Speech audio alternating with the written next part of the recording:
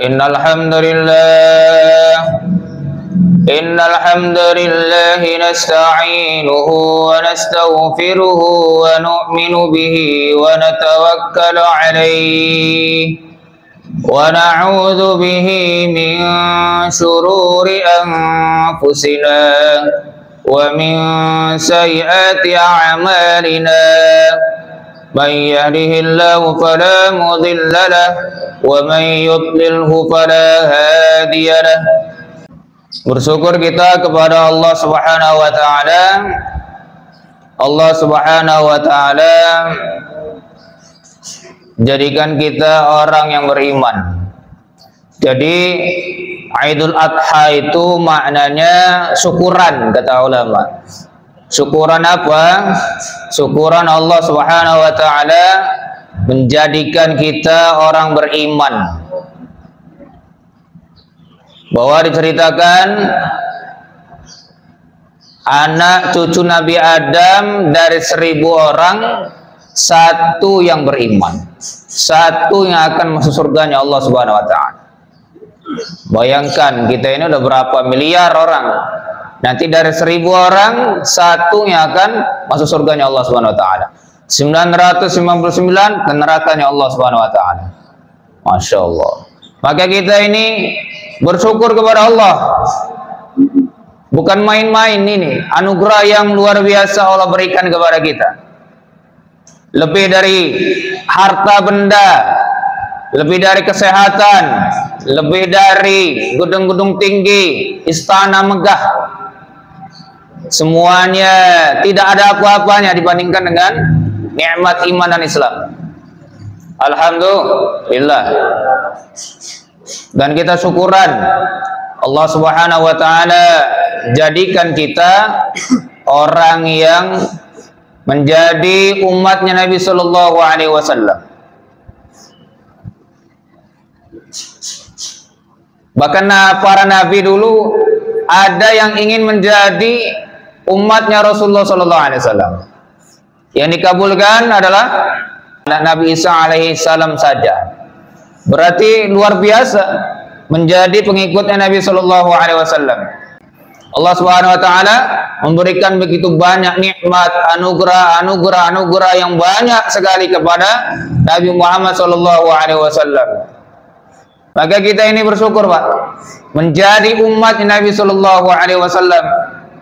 Syukuran besar-besaran. Maka terkadang kita ini mengeluh, nasib saya bagaimana saya nanti ke depannya. Itu hal biasa, Pak, risau seperti itu. Yang kita risaukan adalah bagaimana senantiasa kita ini merasa menjadi umatnya Nabi sallallahu alaihi wasallam. Insyaallah, Pak, ya.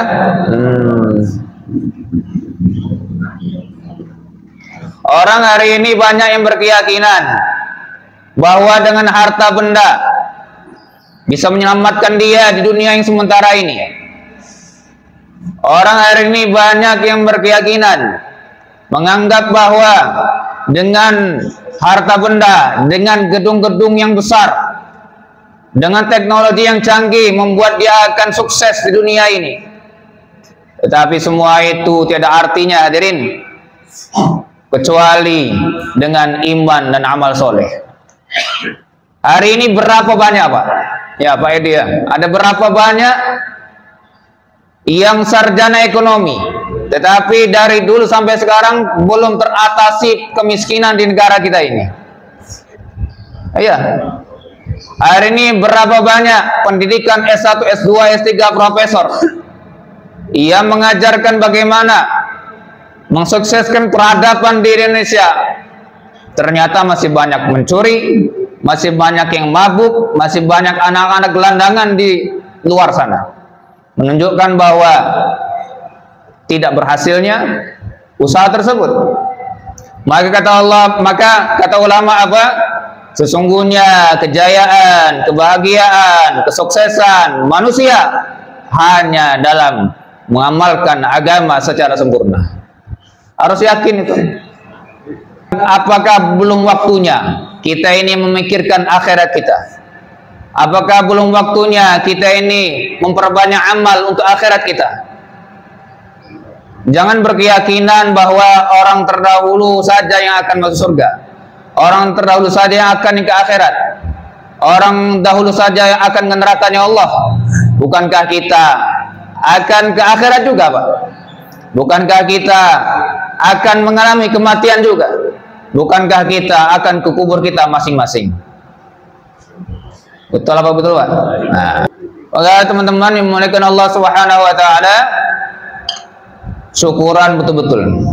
Maka bagaimana kita yakini bahwa dengan amal agama, iman yang mantap kepada Allah membawa kita bahagia, sukses di dunia yang sementara, lebih-lebih di akhiratnya Allah Subhanahu wa taala.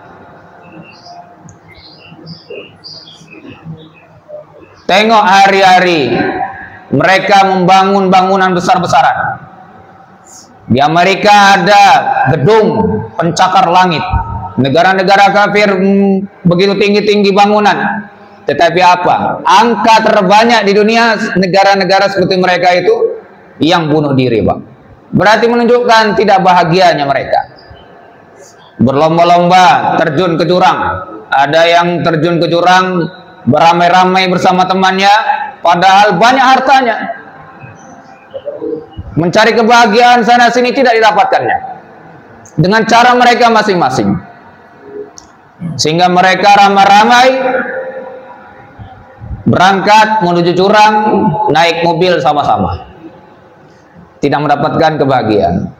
Maka kebahagiaan itu sudah Allah tentukan dalam iman dan amal agama secara sempurna. Maka ikut para nabi, para rasul. Di zaman dulu tidak ada teknologi canggih, tetapi mereka bisa sukses, bisa mendapatkan cintanya Allah, bahagia dunia, bahagia akhirat. Kita tengok sahabat Nabi yang bernama Bilal, Pak, dari Afrika. Tetapi begitu takwanya kepada Allah, ikut Rasulullah SAW ketika disiksa oleh tuannya karena keislamannya. Dia mengatakan ahad, tidak mau meninggalkan Tuhannya.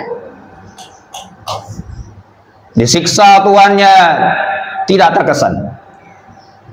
Bahkan sampai di suatu hari Rasulullah SAW mendengar terompah atau sendal, kalau bahasa kita itu sendalnya Sayyidina Bilal bin Rabah di surganya Allah Subhanahu wa taala.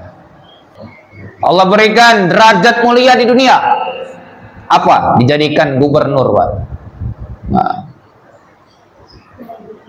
diberikan istri yang cantik di zaman itu, Pak.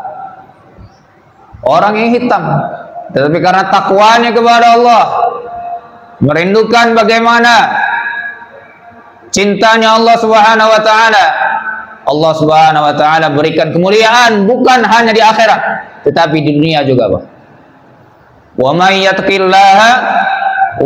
yattaqillaha yaj'al lahu makhraja wa yarzuqhu min haitsu la yahtasib. Barang siapa yang bertakwa kepada Allah, maka Allah jadikan untuknya jalan keluar, dan Allah berikan rezeki untuknya dari jalan yang tidak disangka-sangka, Pak.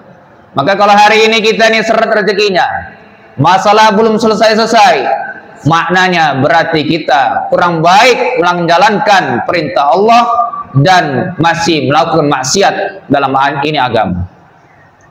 Termasuk bicara ini, Pak.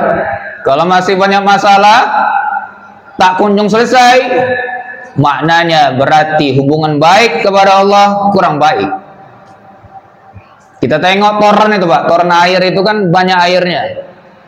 Itu ibarat untuk rezeki kita, Pak. Rezeki kita kalau toren itu lancar, Pak, maka keran itu keluar air akan deras. Begitu juga dengan rezeki kita, kalau tidak ada penghalang maka ngalirnya rezeki itu akan lancar. Tapi kalau toren itu, Pak, toren air itu ada gerenjelnya, ada penghambatnya, ada lumutnya, bahkan ada batu di situ. Itu tidak lancar, bahkan tidak keluar, Pak. Begitu juga hari ini Pak, kita rezeki kita kok seret, masalah kita belum pun selesai, berarti masih banyak dosa, masih banyak maksiat yang belum Allah ampuni pada diri kita Pak. Maka jangan kita merasa aman Pak, jangan merasa aman, oh saya ini sudah diampuni Allah, belum tentu. Maka berusaha terus, tidak putus asa dari rahmat Allah Subhanahu wa taala. Allah Maha Rahman, Maha Rahim, Maha Pengasih lagi Maha Penyayang.